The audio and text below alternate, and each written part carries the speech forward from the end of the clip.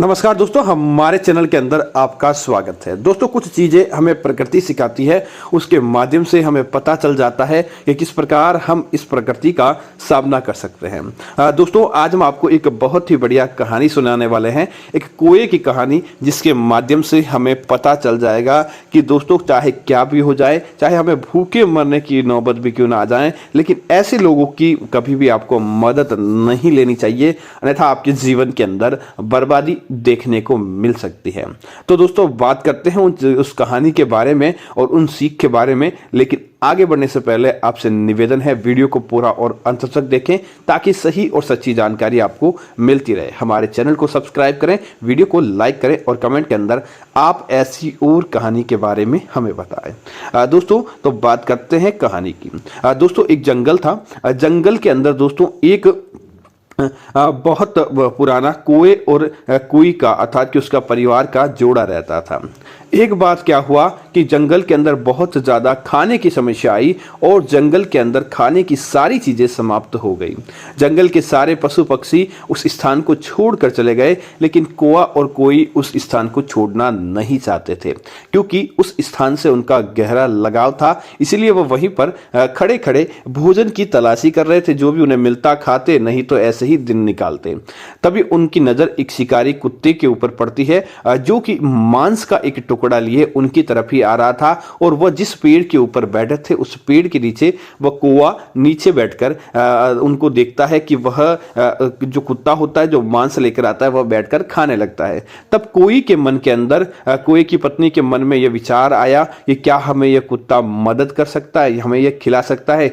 तब वह उस कुत्ते से कहती है कि क्या तुम मुझे मांस का थोड़ा टुकड़ा देंगे ताकि हम भी अपना पेट भर पाएं।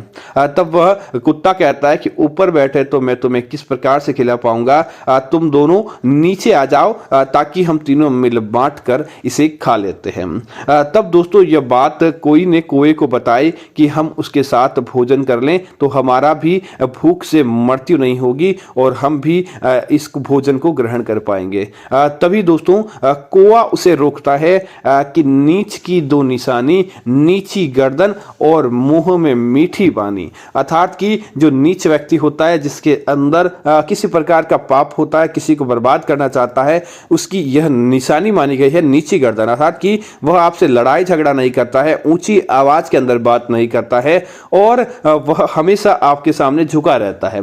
और दूसरा, मुख में मीठी वाणी रखता है कि ताकि आप उसके जाल के अंदर फंस जाएं, तो आप इसके ऊपर भरोसा मत करो। यह बोलकर कोई ने उस भोजन को त्याग दिया कि हमें भूखे मरना मंजूर है, लेकिन ऐसा भोजन नहीं करना।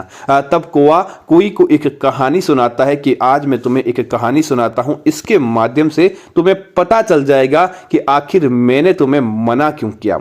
तब कौवा बताता है कि एक दूर जंगल के अंदर एक चिड़िया रहती थी, जो कि मैना थी, और उस चिड़िया अपने समय समय पर अपने अंडे देती थी। लेकिन क्या होता है कि उस पेड़ के नीचे, जिस वृक्ष के ऊपर उसने घोंसला बनाया था, उस वृक्ष के नीचे एक कालिया नाग रहता था, जो बार बार उसके अंडों को खा जाता था। कभी कभी अंडों को खा जाता, तो कभी कभी उसे अंडों का पता नहीं चलता, तो चिड़िया के जो बच्चे होते, उस बच्चों को, उस मैना के बच्चों को वह खा जाता था। ऐसा सिलसिला लगातार चल रहा था। तब मैना के मन में विचार आया, इस प्रकार से यह सांप मेरे अंडे खाने लगा तो मेरा तो वंश ही खत्म हो जाएगा और मेरी कोई भी संतान इस संसार के अंदर नहीं होगी। तब दोस्तों वह मैना दुखी थी। तभी वहां उसके पास तोता आया और तोते को मैना ने सारी बात बताई कि आखिर क्या हुआ और ऐसे किस प्रकार से हो रहा है। तब मैना ने कहा कि क्या मैं इस पेड़ को छोड़कर चली जाऊं या फिर मैं अपना ठिकाना बदल दूं। तब तोते ने कहा, नहीं, यह तो कायरता होगी, हम अपना घर ही क्यों त्यागे, अपने घर को त्यागना तो सबसे बड़ी कायरता है, हमें यहीं पर रहकर डटकर इसका मुकाबला करना होगा। तब गोरैया ने कहा, उस मैना ने कहा कि मैं कैसे मुकाबला करूं, यह तो इतना हिंसक जानवर है और मेरी इससे लड़ाई करने की भी क्षमता नहीं है।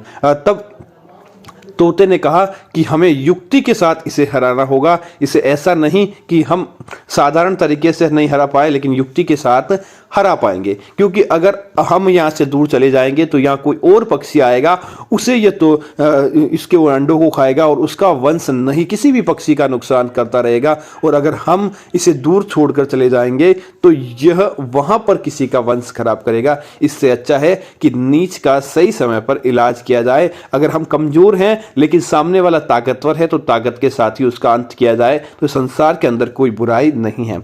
ऐसा कहते हुए तोते ने एक युक्ति सोची और कहा कि हमें मछली की आवश्यकता पड़ेगी। तब मैना ने उन्हें कहा कि हम तो शाकाहार ऐसा मछली नहीं खाते हैं, तो फिर तुम क्यों मछली की बात करते हो? तब तोते ने कहा तुम देखो मैं क्या उपाय करता हूं। ऐसा कहकर वह मैना और तोता दोनों जाकर समुद्र से या नदी से जाकर मछलियां लेकर आते हैं, और वहां दूर एक नेवले का बिल था और नेवला सांप का शत्रु रहता है। तोते ने जाल बिछाया कि नेवले के बिल के पास एक मछली रख दी, फिर थोड़ी दूर, ऐसा करते करते उन्होंने सांप के बिल तक और सांप के बिल के आखिरी छोर तक उन्होंने मछलियां रख दी। जब नेवला बिल से बाहर निकला, उसने मछली देखी तो वह एक मछली ऐसे खाता खाता सांप के बिल तक पहुंच जाता है। सांप के बिल पर जाकर देखता है तो वहां पर भी एक मछली पड़ी रहती है। नेवला उस मछली को खा लेता है तो वह सोचता है क्या इस बिल के अंदर और मछलियां होगी। ऐसा सोचकर वह उस बिल के पास चला जाता है और वहां पर बैठकर उस मछली को खाता है। तब वह बिल के अंदर जैसे ही जाता है उसे एक काला विकराल नाग दिखाई देता है। और दोस्तों आप जानते ही हैं कि सांप और नेवले की दुश्मनी कितनी खतरनाक होती है। नेवला और सांप जब एक दूसरे को देख ले तब वह एक दूसरे को छोड़ते तक नहीं है। इसीलिए नेवले ने जैसे ही उस काले विकराल नाग को देखा, वह नेवला उस सांप के ऊपर टूट पड़ा। दोनों के अंदर घनघोर लड़ाई हुई और अंत में सांप की ही पराजय हुई और सांप का नेवले ने अंत कर दिया। दोस्तों इस तरह से एक युक्ति ने, अर्थात कि आपके अंदर ताकत नहीं है लेकिन अगर आपके अंदर दिमाग है तो आप अपने शत्रु का भी खात्मा कर सकते हैं। ऐसा कहते हुए जब नेवला बिल से बाहर आया तब मैना ने और तोते ने उनको धन्यवाद दिया। तब नेवले ने कहा मुझे कैसा धन्यवाद। तब तोते ने पूरी कहानी बताई कि इस प्रकार से यह हमारा परेशानी का सबक था। तब दोस्तों तो तोते ने कहा, और इस बात का आपको भी संज्ञान मिलता है कि तब तोता और मैना की यह कहानी थी। तब कौवा वापस कोई को कहता है कि अब तुम्हें समझ में आया किस वजह से मैं तुम्हें यह बोल रहा हूं। इस संसार के अंदर इन 4 प्रकार के लोगों से मदद कभी भी मत मांगना हो, चाहे आपके जीवन के अंदर कितनी ही बड़ी परेशानी क्यों ना हो। तो दोस्तों बात करता हूं उन 4 लोगों के बारे में जिनसे आपको कभी भी मदद नहीं मांगनी चाहिए। दोस्तों सबसे पहली बात है कि ऐसा लोग जो हमारा जन्मजात शत्रु हो। दोस्तों शत्रु जो जन्मजात शत्रु है वह कभी भी मित्र नहीं बन पाएगा। अगर आप उससे मदद मांगते हैं या वह सामने से मीठी वाणी बोलकर भी आपकी तरफ आता है, लेकिन वह दोस्तों आपको बर्बादी की तरफ लेकर चला जाएगा। देखते ही देखते आपके जीवन के अंदर कुछ ना कुछ ऐसा इफेक्ट जरूर करेगा जिसकी वजह से आप बर्बादी की तरफ चले जाएंगे। इसीलिए कभी भी आप अपने शत्रु से मदद नहीं मांगे। दूसरा है ऐसा व्यक्ति जो झूठ बोलता है या धूर्त हो। धूर्त व्यक्ति या झूठ बोलने वाले व्यक्ति से भी आपको मदद नहीं मांगनी चाहिए, क्योंकि जो व्यक्ति धूर्तता दिखाता है, जो व्यक्ति झूठ बोलता है, दोस्तों वह व्यक्ति कभी भी किसी प्रकार से हमें झूठ बोलकर या धूर्त करके हमारे जीवन के अंदर बर्बादी लेकर आ सकता है। इसीलिए ऐसे व्यक्ति से भी आपको मदद नहीं मांगनी चाहिए।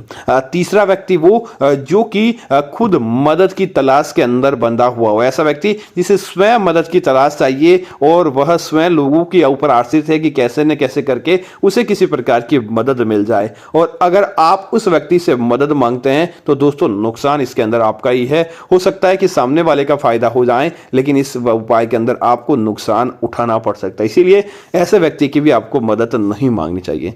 तीसरा ऐसा व्यक्ति जो हर समय नशे के हालत में रहता हो। दोस्तों नशेले व्यक्ति के अंदर आपसे मदद मांगते हैं तो नुकसान आपका ही है। जैसे कि आप किसी व्यक्ति, नशे वाले व्यक्ति को आप किसी प्रकार का राहत दिखाने के लिए बोले और राह के अंदर ही वह ढेर हो जाए तो दोस्तों आप बीच राह के अंदर ही भटक सकते हैं। इसीलिए जो व्यक्ति नशा करता है उससे भी आपको मदद नहीं मांगनी चाहिए। ऐसा एक और व्यक्ति जो अंधकार के अंदर डूबा है, जिसे खुद संसार के ज्ञान की परवाह नहीं है, जो खुद संसार की बातें नहीं जानता है, अंधकार के अंदर फंसा हुआ है, ऐसे व्यक्ति की भी आपको मदद नहीं मांगनी चाहिए, क्योंकि जिस व्यक्ति को स्वयं ज्ञान नहीं वह आपका क्या फायदा कर सकता है। ऐसा व्यक्ति धीरे धीरे आपको बर्बादी की तरफ ही लेकर जाता है। तो दोस्तों यह थी कोआ और कोई की बात जो आपको स्वयं सीखनी चाहिए, ताकि आपके जीवन के अंदर अच्छी चीजें देखने को मिले, आप अपने जीवन के अंदर कुछ ऐसा सीख पाए जिसकी वजह से आप मालामाल हो जाएं और आपके जीवन के अंदर किसी प्रकार का दुख दारुण्य नहीं रहे। धन्यवाद कि आपने इस बात को पूरा सही तरीके से सुना, ताकि आपको भी इस प्रकार की अच्छी जानकारी और देखने को मिले। धन्यवाद। जय श्री राम।